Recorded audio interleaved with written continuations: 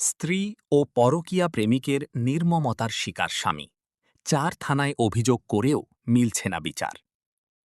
Senior বিশেষ প্রতিনিধি মাসুম ইসলাম রাহাতের পাঠানো তথ্য ও ভিডিও চিত্রে বিস্তারিত।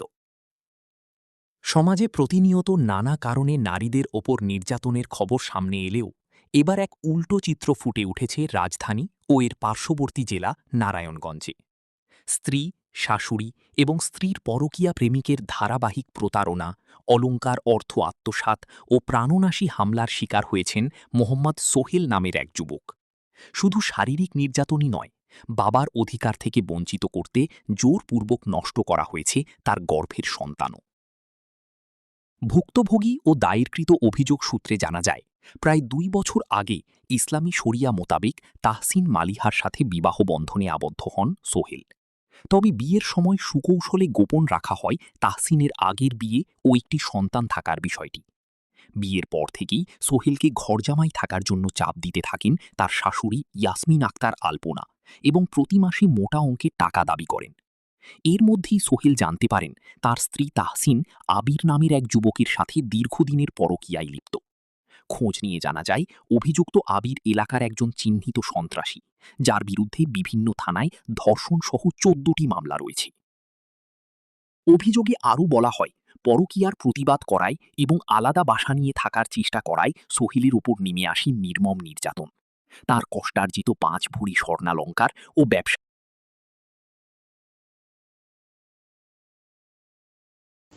উনি খুব প্রভাবশালী। উনি হচ্ছে হাতিয়ার কোন এমপির ছেলে জানি, এটা আর কি আওয়ামী লীগের, খুব প্রভাবশালী। আমার ঢাকায় নিয়ে খুব হেনস্থা করলো যে ২০ লাখ টাকা নিচে কাবিন হইব না।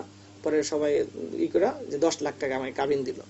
ওই যে কাজে যে বিয়ে পড়াইছে, ওই কাজীর বিয়েটাও জাল ছিল, আমি জানতামই না কিছু।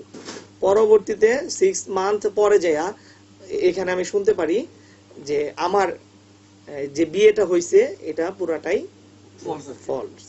তো আমার আইডি জন্ম নিবন্ধন যে কার্ড আছে, আমার আইডি কার্ড থাকতে কি জন্য আমার আইডি কার্ডে বিয়ে হবে না? জন্ম নিবন্ধন পাইলো কোথায়, সেটা হচ্ছে বড় কথা। তারপর আরেকটা বিষয় হচ্ছে, আমি যখন জানতে পারি তখন আমার প্রচুর প্রেসার দেয় আবার বিয়ে পড়ানোর জন্য। যখন আমি ব্যাপারটা জানা ফেলি যে আমার ওয়াইফ বিবাহিতা, তার একটা বাচ্চা আছে, 7 মাসের একটা বাচ্চা আছে, এটা আমি জানতে পারছি। কিন্তু বাচ্চা দেখছি আমি, কিন্তু বলছে এটা আমার বোনের ছেলে। আমার বোনের বাচ্চার একটা জমজ বলছে, আমার কাছে ছবিগুলো আছে, পাঠাইছে যে জমজ বাচ্চা। তা আমি ভাবছি যে এটা হ্যাঁ, তা আমি আর ওইভাবে ওরই আলগায় নিছি যে অসুস্থ, তা আমি নেই, বাচ্চাটারে নেই। তো ওইভাবে এই বাবার আদর দিয়া আজকে আমি 4 বছর ধরে একটু খালাতো সম্বন্ধী আবির সাহেব, উনি হচ্ছে তিতুমিরের ছাত্রলীগের একজন সাংগঠনিক সম্পাদক। আবির চেতনা নামে ওনার একটা আওয়ামী লীগের পেজও ছিল। তো উনি খুবই উনি সবসময় খুব প্রভাবশালী আর কি, এখনো দেখাচ্ছে। আমি তো ওনার জন্য কোথাও থাকতে পারতেছি না। যখনই দেখলাম বা বুঝতে পারলাম যে আমার ওয়াইফের সাথে, এই আবিরের সাথে, আমার বিয়ের আগে আমার শাশুড়ি বলছে, অনেকবার বলছে যে আবির আমার মেয়েরে বিয়ে করতে চায়, আমি বিয়ে দিব না ওর কাছে, ওর নেচার ভালো না, এটা উনি বলতো।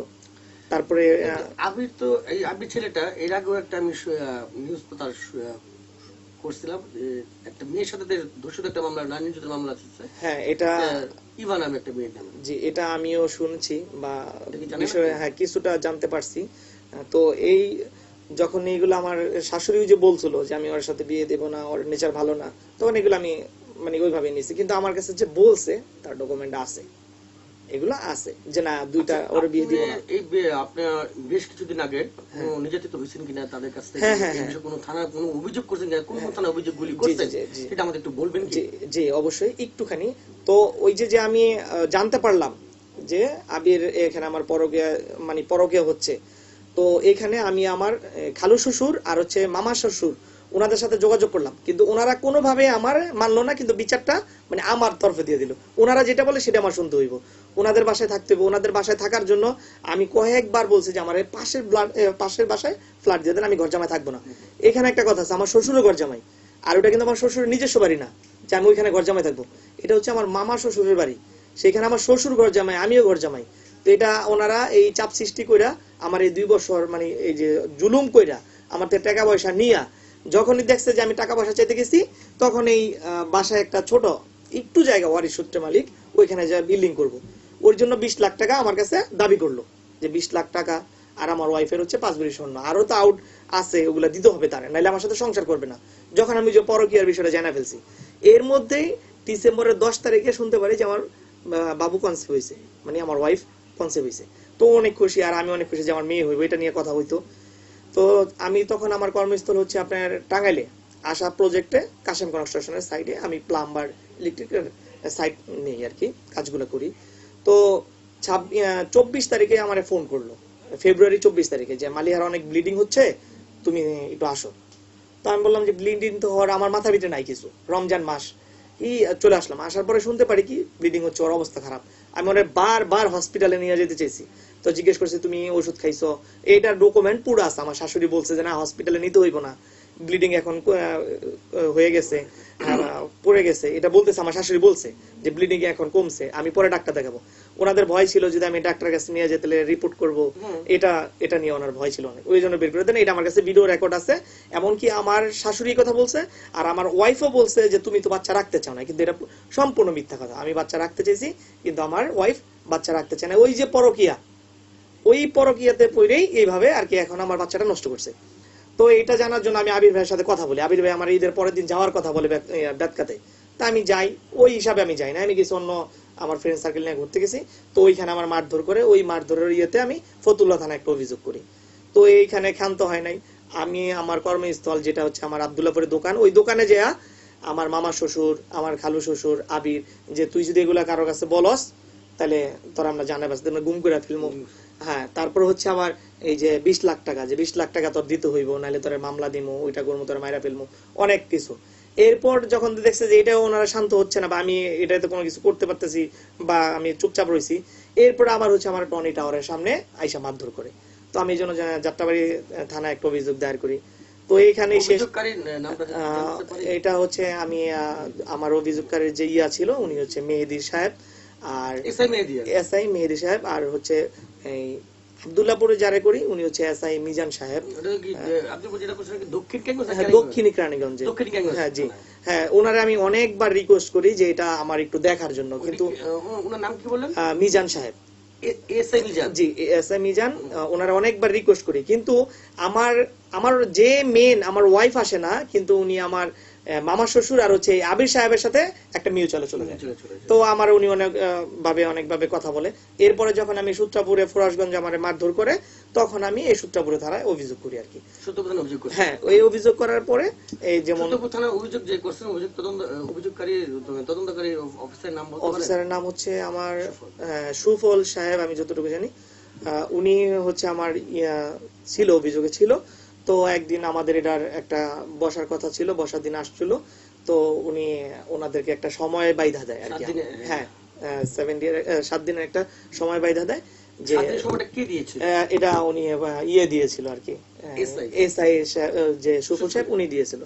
তো এই সময়টা বাইধা দেওয়ার কারণ হচ্ছে যেটা আমরা বুঝতে পারলাম, যে আমারে আরো যেন মানে এর ভিতরে আমার গুম করে ফেলতে পারে। তো ওনাদের তো প্রচুর প্রভাব, ওনাদের টাকা পয়সা, এগুলো তো সবই আমার টাকা, এগুলো তো ওনার টাকা না, আমার টাকায় আমারে দিচ্ছে আর কি। মানে আপনি 4টা থানায় অভিযোগ করছেন তাদের বিরুদ্ধে, যেমন ফতুল্লা থানায় অভিযোগ করছেন, যাত্রাবাড়ি থানায় অভিযোগ করছেন, তারপর দক্ষিণ কেরানীগঞ্জ থানায় অভিযোগ করছেন, তারপর সূত্রপুর থানায় অভিযোগ করছেন।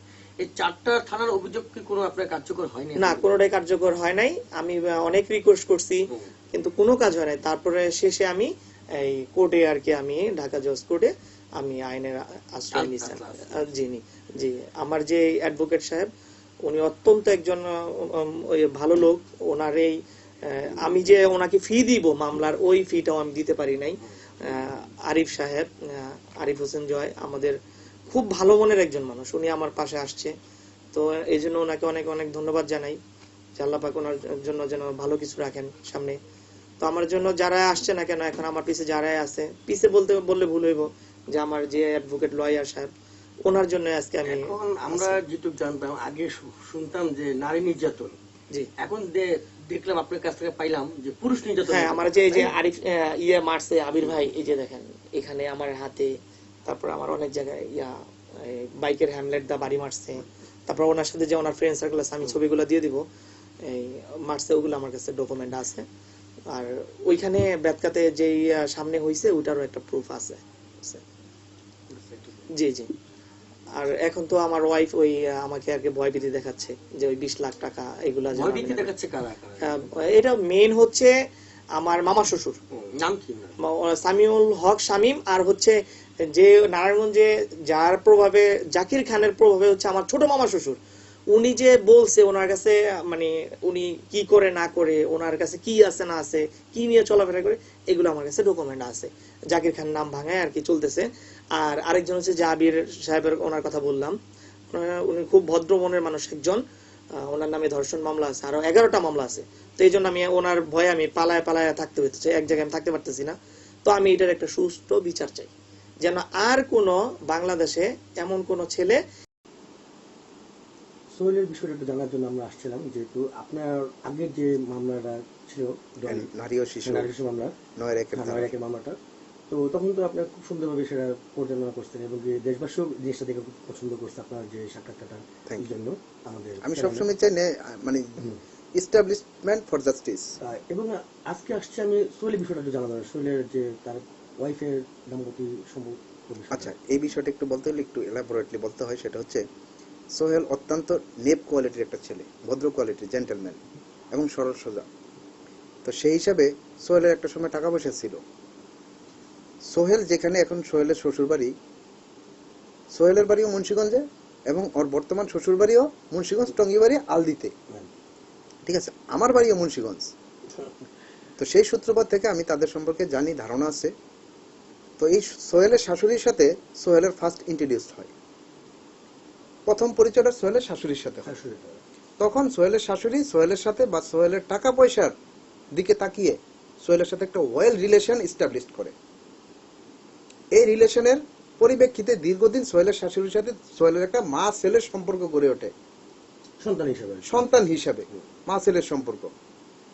তো তখনই উনি সোহেল সম্পর্কে আদ্যপান্ত সবকিছু ইনফরমেশন সোহেলের কাছ থেকে নেয়ার ফলে তখন সে নিজে নিজেই একটা মনে স্থির করে, যেটা আমি মামলাতে বা সাক্ষ্য প্রমাণে আমি দেখতে পারছি, যে সোহেলের সাথে তার মেয়েকে বিয়ে দিবে। তো সেই সুবাদে সোহেলকে প্রপোজ করে যে আমার একটা অবিবাহিতা মেয়ে আছে, রিমাইন্ডেড অবিবাহিতা। প্রথম তখন সেটা বলে নাই যে তারা যে মেয়েটা বিবাহিত, সেটা বলে নাই। আসতেছি আমি, লেট মি ফিনিশ। অবিবাহিতা একটা মেয়ে আছে, আমার মেয়ে খুব ধার্মিক ভদ্র, আমার মেয়েকে তুমি বিয়ে করলে খুশি সুখী হবে, you will be happy if you marry my daughter. তো সোহেলও তার প্রতি খুব মা হিসাবে দুর্বল ছিল। তো সোহেল রাজি হয়েছে। রাজি হওয়ার পর ওদের বিয়ে হয়েছে। বিয়েটা মেবি কত সালে হয়েছে, 24 সালে মেবি বিয়েটা হয়েছে। আমার ফাইলে সব আছে, এখনো গেস করতে মানে নো প্রবলেম। তো 24 সালে তাদের বিয়ে হয়। এই বিয়েটা হওয়ার সময় সোহেল এতটাই ওর শাশুড়ির প্রতি যে বিশ্বস্ত ছিল, মা হিসাবে এতটাই সম্মান করত, যে কাবিননামায় কি লেখা আছে সেটাও পর্যন্ত কি সে কখনো আইডেন্টিফাই করার চেষ্টা করেনি।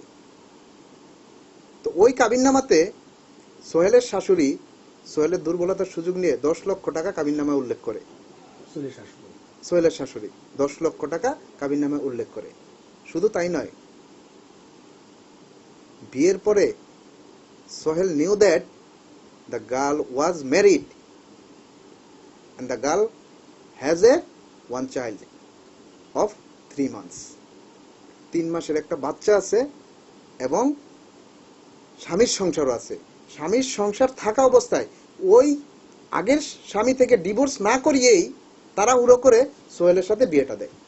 এই বিষয়টি সোহেল জানতো যে মেয়েটা বিয়ে হয়েছে? আগে জানতো না, বিয়ের আগে জানতো না। যখন তার সোহেলের যখন তার শাশুড়িকে মা ডাকছিল এবং কি তার শাশুড়ি যখন ছেলে হিসেবে মনে করতো, তখন তারা বলে নাই সোহেলকে যে আমার মেয়ে আরেকটা ম্যারিড।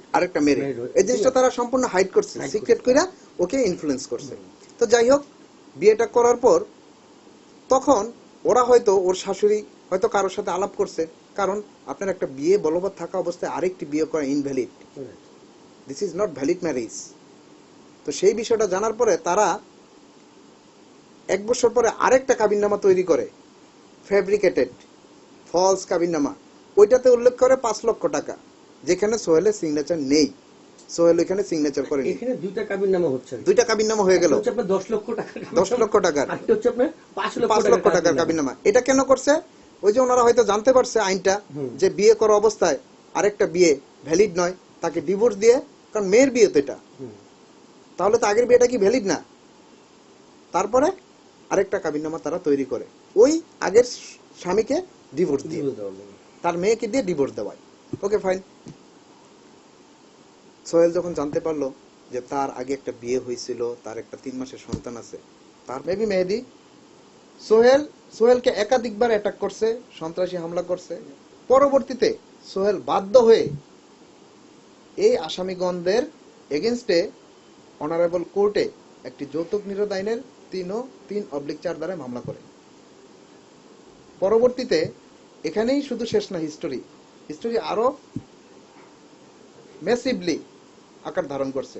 সোহেলের 3 মাসের একটি বাচ্চা সন্তান নষ্ট করছে, এই তার শাশুড়ি মামা শ্বশুর 3 মাসের একটা গর্ভের একটা বাচ্চা সন্তান নষ্ট করছে। জানেন এটা কেন? এই আবিরের সাথে সোহেলের ওয়াইফ পরক্রিয়া সম্পর্কে জড়িত হয়, খালাতো বোন খালাতো ভাই। এই পরক্রিয়ার জের ধরিয়া সোহেলের 3 মাসের বাচ্চা সন্তান নষ্ট করে, যেই সোহেল তার আগের ঘরের সন্তানের লালন পালন করে 3 বছর পর্যন্ত বড় করলো, তাদের ফ্যামিলি মেইনটেনেন্স সব বেয়ার করলো, এবং বিবাহিত একটা অবিবাহিতা বলিয়া বিবাহিত একটা মেয়েকে বিয়ে দিল, সেটাও সে মেনে নিল। এই সোহেলের সাথে সেই মেয়ে তার স্ত্রী এই বিট্রে করছে, খালাতো ভাইয়ের সাথে পরক্রিয়া সম্পর্কে লিপ্ত হয়ে ফতুল্লা থানায় তাদের একটা অভিযোগ দেয়, ফতুল্লা থানায় একটা অভিযোগ হয় এটা নিয়ে। সোহেল যখন এই বিষয়ে তার বাচ্চা নষ্ট করছে, এই বিষয়ে যখন জবাবদিহি চায় তাদের কাছে যে আমার বাচ্চা আমাকে না জানে কেন নষ্ট করা হলো, তখন সোহেলকে অ্যাটাক করে, সোহেলকে মারধর করে। এই আবিদ, সোহেলের শাশুড়ি, সোহেলের খালা শ্বশুর, মামা শ্বশুর, তারা সোহেলকে মারধর করে। সোহেল তখন ফতুল্লা থানায় একটা অভিযোগ দায়ের করে। একাধিকবার সোহেলকে অ্যাটাক করা হয়েছে। শুধু তাই নয়, সেই অভিযোগ কাগজগুলো আমরা হাতে পাইছি, হ্যাঁ আপনাদের অবগত আছেন আপনারা মেবি। শুধু তাই নয়, ও সোহেল আরেকটা মামলা করতে বাধ্য হয়েছে ওদের নামে। কেন? সোহেলের কাছ থেকে 2 বছরে প্রতারণা করে 40 থেকে 50 লক্ষ টাকা আত্মসাৎ করছে। সেকেন্ডলি, সোহেলের স্ত্রীর গর্ভে তার সন্তান 3 মাসের সন্তান নষ্ট করছে উইদাউট কনসেন্ট অফ সোহেলের অনুমতি ছাড়া। অতএব এটা পেনাল কোডে অধীনে একটা গুরুতর অভিযোগ, সিএমএম কোডে আছে, এবং 2টা মামলাই পিবিআই তদন্তাধীন আছে। আমরা তদন্ত রিপোর্ট আসলে তখন আমরা অগ্রসর হব। আচ্ছা, যে মামলাগুলো হয়েছে, যে যে মামলা করছে, কার কার নামে মামলাগুলো করছে একটু আমি ফাইলটা একটু দেখি, কারণ সবগুলো নাম তো আর মনে নেই। হ্যাঁ, আমি আপনাকে ডিটেইলস বলছি। আচ্ছা, সোহেল পেনাল কোডের অধীনে যে মামলাটি করেছে, সেই মামলাটি সিআর মামলা নং 113/26 গ্যান্ডারি আমলি, ধারা 315, 323, 406, 420, 497, যেহেতু অ্যাডাল্টারি, পরক্রিয়া জড়িত তার স্ত্রী আবিরের সাথে, 506 এবং 34 দ্বারা পেনাল কোডের অধীনে। আচ্ছা, এই মামলাতে আসামি কারা কারা? 1 নম্বর আসামি তাহসিন মালিহা, সোহেলের স্ত্রী। 2 নম্বর আসামি আবির হাসান। কেননা এই যত কর্মকাণ্ডগুলো হয়েছে, মূল নাটকের ও চরিত্র ও 2 নম্বর আসামি। এবং 3 নম্বর আসামি ইয়াসমিন আক্তার আলপনা। 4 নম্বর আসামি মোহাম্মদ সামিউল হক শামীম। 5 নম্বর আসামি আবুল হোসেন এবং 6 নম্বর আসামি জেসমিনা রাজু। এই 6 জন আসামি এই মামলায় আসামি হিসেবে অন্তর্ভুক্ত হয়েছে। এবং যৌতুক নিরোধ আইনের যে মামলাটি, ওটাতেও এই 6 জনই আসামি, কারণ এই 6 জনই মূলত সোহেলকে ইনফ্লুয়েন্স করে ওর লাইফটাকে নষ্ট করে দিয়েছে। ও আজকে অসহায়, ও কোর্টে আসার মতো ভাড়াটা পর্যন্ত ওর কাছে নেই। এই ফ্যামিলি, এই আসামিগুলো সোহেলকে নিঃস্ব করে দিছে। ইভেন অ্যাজ এ অ্যাডভোকেট হিসাবে আমার যে ফি দেওয়ার যে অ্যাবিলিটিটা ওর নেই। আমি ওর কাছ থেকে ফি নিয়েও আমি মামলা করি না। ওর হিস্ট্রি, ওর গল্প শুনে আমি আবেগপ্রবণ হয়ে গেছি। I want that he will get justice. I want to ensure I want to ensure this. And I also wanted that rule of justice will be established in our society. It is necessary. It is very important. তাহলে আপনার আরো কিছু আপনার কাছে আরেকবার আমি আসবো কিছু তথ্যের জন্য। No problem. তো যাক, আপনি সোহেল বিষয়ে যে কথাটা বলছেন আপনাকে অশেষ ধন্যবাদ।